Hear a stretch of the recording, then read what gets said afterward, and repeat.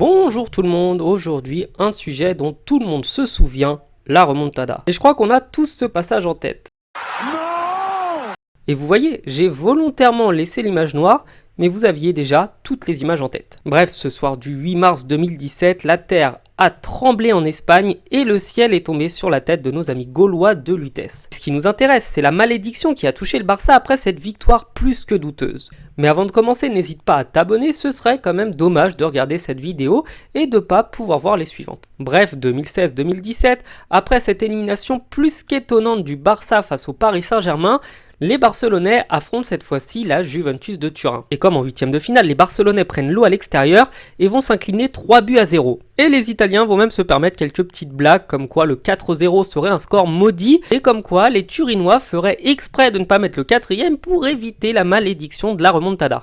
Che cazzo c'hanno stasera questi qua che non si fermano più? Gliel'ho già detto che farne 4 porta sfiga. Mais au match retour, le 12e homme barcelonais, l'arbitre, ne sera pas là et les Barcelonais ne pourront rien faire de plus qu'un simple 0-0, synonyme d'élimination sans même avoir marqué le moindre but en 2 rencontres. L'année, le Barça finira derrière le Real de Madrid en championnat malgré leurs 90 points, mais ils remporteront tout de même la Coupe du Roi et la Supercoupe d'Espagne. Vous l'aurez compris, cette malédiction ne semble concerner que les Coupes d'Europe. Saison 2017-2018, remontada inversée. L'été 2017 est déjà marqué par le départ de Neymar au Paris Saint-Germain pour 220 millions d'euros. Et les Barcelonais sans doute, mais les chances de remporter à nouveau la Ligue des Champions sont légèrement plus maigres. Les blessures constantes d'Ousmane Dembélé font qu'il n'est pas vraiment aussi fiable que Neymar. Bien que Neymar souffre d'une certaine malédiction lorsque l'anniversaire de sa sœur arrive. Bon bref, ce qui est pratique avec Neymar, c'est qu'il est absent entre le 10 et le 17 mars, mais pas pendant 6 mois à l'année. Mars 2018 se passe plutôt pas mal et Barcelone file sans encombre en quart de finale. Il se permet même de gagner 4-1 son match aller contre la Roma.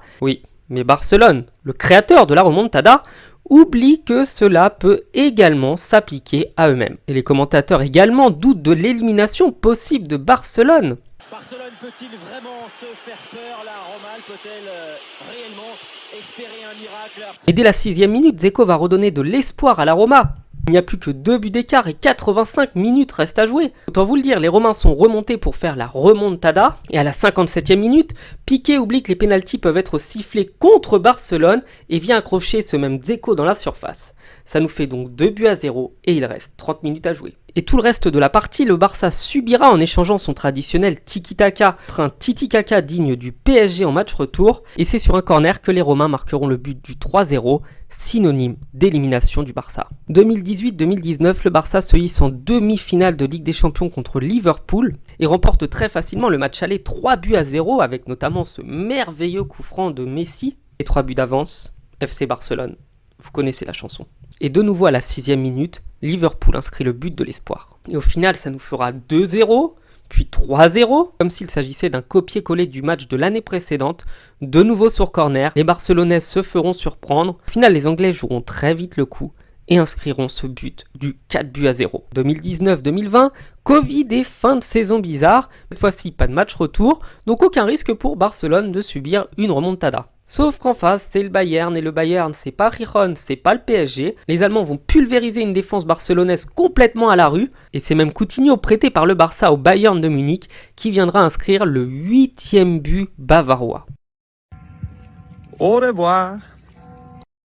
2020-2021, les retrouvailles du Paris Saint-Germain contre Barcelone. Très vite, les mauvais souvenirs vont ressurgir puisque le Barça obtiendra un penalty de nouveau bizarre face au PSG dans les débuts du match. Sauf que les joueurs ont changé, le PSG a changé et surtout le PSG peut désormais compter sur un Mbappé en feu. Ce même Mbappé qui inscrira un triplé au Camp Nou et permettra aux Parisiens d'emporter le match aller 4-1. Ce qui est intéressant pour Paris, c'est que ça semblait avoir brisé une sorte de malédiction autour de Barcelone puisque les Parisiens ne restaient que sur des éliminations face à eux depuis le rachat du club par le Qatar. Sauf qu'au match retour, les Parisiens vont de nouveau se faire peur et même s'ils mènent 1-0, c'est un certain Lionel Messi qui vient inscrire une frappe de 30 mètres dans la lucarne. Ce même Messi à la balle du 2-1, synonyme d'espoir puisque Barcelone n'aurait eu que 2 buts à mettre pour revenir à égalité, mais c'était sans compter sur une chose que les Parisiens n'avaient pas dans tous les matchs précédents, un gardien de but. En effet, Keylor Navas est de loin un des meilleurs gardiens des 10 dernières années